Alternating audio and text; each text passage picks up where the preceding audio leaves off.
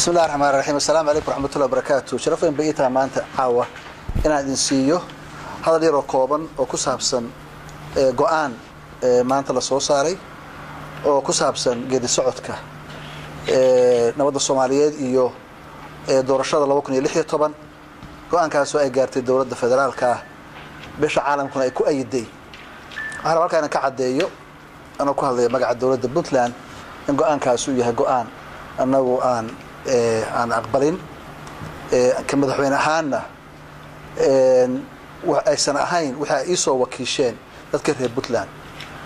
dadka reer Puntland waa aftibay qaadeen waa codeeyeen waa hadleen.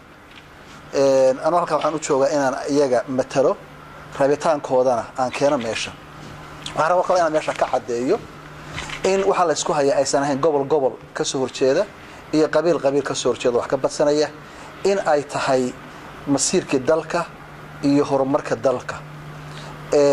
markii aan 2012 doorashada waddanka ka dhacday waxa la filayay 4 sano ka bacdi in la helo dawladnimo iyo horumar ka wanaagsan kii 2012 waxa la rajeynayay dadka Soomaalidu ay meel walba ay rabeen inay helaan matalaad shacbi ah oo dhaba inay helaan dawladnimo ka tarjubaysa rabitaankooda siinaysana waxay u baahnayd oo ay dawladnimo ka rabeen shacbiga Soomaaliyeed meel bay joogaanba waxay rabaan isku mid waa isku hadaf waana isku baahi.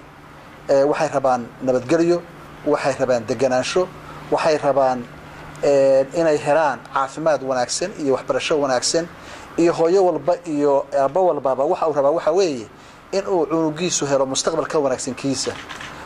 cunugu waxa uu yahay uu helo mustaqbal ka wanaagsan midka isaga oo nasiibka u yeeshay.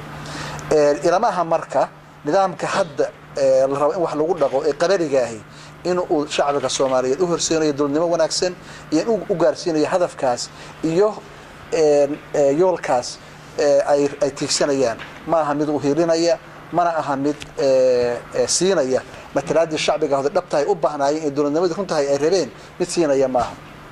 saas daraadeed anuu ka Cabdulle ahaan madaxweynihii Puntland shacbiga Puntland ayaan ku celinayaa talada ayaga ayaana go'aankooda masiirkooda iska leh. waxaan u rajeynayaa ummadda Soomaaliyeed oo joogaanba guul iyo horumar iyo inay nabadgelyo iyo deganaansho ku noolaadaan.